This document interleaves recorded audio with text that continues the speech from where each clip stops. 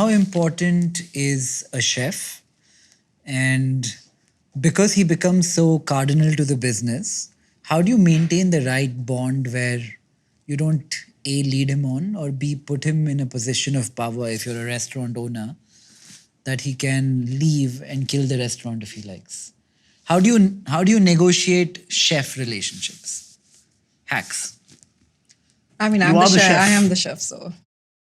If you were to franchise and have another chef, or if you were to open a branch and have another chef, what do you think you would do? Honestly, I think it's, and I've seen this with friends with different restaurants where the chef was the main ingredient and then moved on, and the restaurants continue to do really Doing well, better. doing better after they've gone. And So- in some cases not. in some cases not. I just feel that it's for me it would just be it's more about the product than the chef.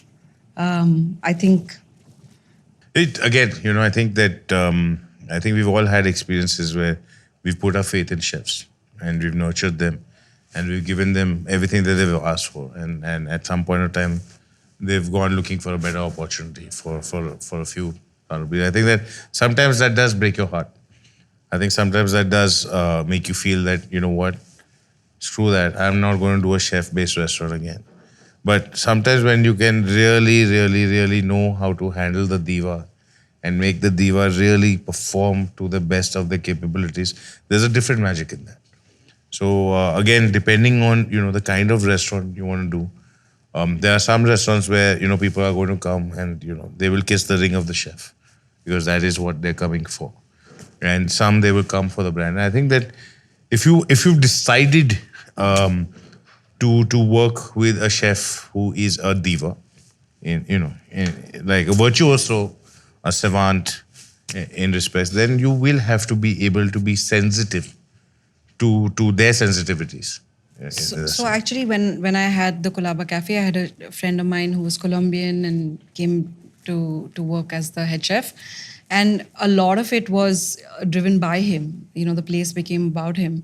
And a lot of the people that came for him. And then when he left, I was in that position where I was like, oh my God, are people going to come back? But in fact, our sales just grew after. So I feel like it's, it's kind of funny in that manner. Yeah, where it if is. you... It is bittersweet. Yeah. I think when it's symbiotic, it's beautiful. But I think that no one organization or one person is bigger than the sum of the parts. Yeah. I think that. Okay, guys, staffing. Where do you hire restaurant staff from? And is there anything in particular you can do to retain that staff? Are there any hacks in this industry? Riaz, you want to go first? I think that we have, fortunately, I think word of mouth as a good employer is very, very important. Referrals for us are the number one recruitment source.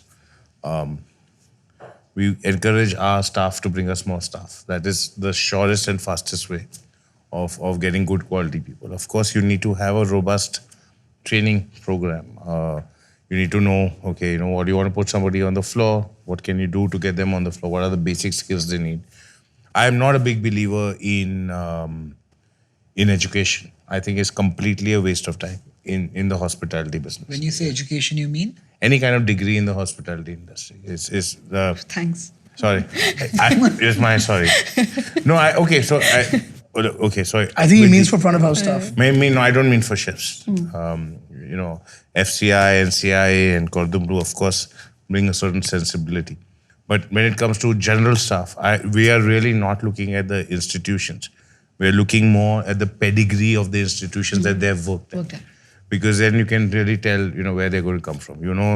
That OCLD, which is the Oberoi School of Learning and Development, pass out, is going to be of a certain cut. So firstly, I think you select people. You should hire people that get pleasure in giving others pleasure. How do you do that? It is And that's absolutely how. based on a good talent acquirer. Who do you use? We have in-house. We have, obviously we use, the talent acquirer uses portals and uses, number one thing is always going to be referral. You said your headhunters hire from No, portals not and even stuff? headhunters. So we call them talent acquirers. So they use a multitude of things. I think the number one method is always going to be, like you said, referrals, because these are people that have already seen the work culture. They've seen how it is to work in that particular position. What are the benefits, etc. Right? And that's what is our number one methodology. But having a good talent acquirer who is able to ensure that the tick marks are ticked in a certain kind of person. Like I said, a person who gets pleasure by giving pleasure. I think a person who feels happiness when he gives pleasure to others. I think that's a very, very good virtue to But have in a is person. there a mechanism to do that? Like if I have to hire 100 people and there is a filter I want to put in place. It's interview process.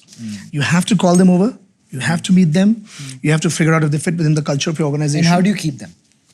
Keeping is the harder part. Benefits No, approachability and accessibility. to yourself. If you're HR, it'll be hard for the founder of the company to do that. If you have an HR and a management system, a hierarchy, not just at the HR level, but also at the restaurant level, that is highly accessible and approachable, then that'll have a huge impact in making sure that your retention rates are high. Now, typically in the QSR, the retention rates, in fact, the attrition rates are over 100%. So you're talking about 120% attrition, which means more people in a year, in a set finite period, leave the organization than actually join. Whereas in the CDR space, if you're at between 30-40%, it's good. So I think just be there for them, have policies that are empathetic, have a listening ear, have an HR and a management system within the restaurant. So the first port of call is always going to be the manager. There has to be some basic empathy training with the managers. They have to have, they have to also be able to impart culture. I think building culture is more difficult than building competence. You can build competence into a person. If they're not trained, you can train them. How are you going to build culture? That comes through concerted effort from every level of hierarchy. Pooja? When I started, it was basically just getting people from, again, referrals, started with a small team, trained them. And then as we started growing, it was through agencies that specialize in hospitality graduates. Also, schools are a Which agency is good? Who do you use? There are a couple, not sure of their names exactly. You don't get front of house staff though. No. But for kitchen and stuff, for us as well, like just going directly to schools and recruiting directly. That helps. Yeah? Calm.com is Naukri.com is great. Naukri.com and Calm.com is specializing in Hospitality. hospitality. Is that who you use? I do use Calm.com. And for us, LinkedIn works really well. LinkedIn does work well. Okay. Next question. And it's and There's also a I new think one one that's of the come out. thing- There's a new one that's come out by Rashmi's? Rashmi Udesi called Rashmi's, yeah. Hospitality Hope, which is really good. So It's a website? Yeah, it's a website started fairly by new. Yeah, Rashmi very, Desi. very good. Database. That is the best. And that's That's labor actually of the love. best. She's not taking a single rupee. She's doing this, as her. Rashmi legacy. Udesi, she's a very prolific writer. And she's getting really good Fabulous. talent hooked up with international restaurants of real good repute. So Hospitality Hope, if you're looking to go abroad, much to our detriment, Hospitality Hope is the place. But I'm just saying that you cannot retain everybody. Right? And I know that always is in the hospitality business is the best server who will have the drinking problem or is the guy who's going to go and disappear for days on end, not show up. But you have to be able to recognize them first.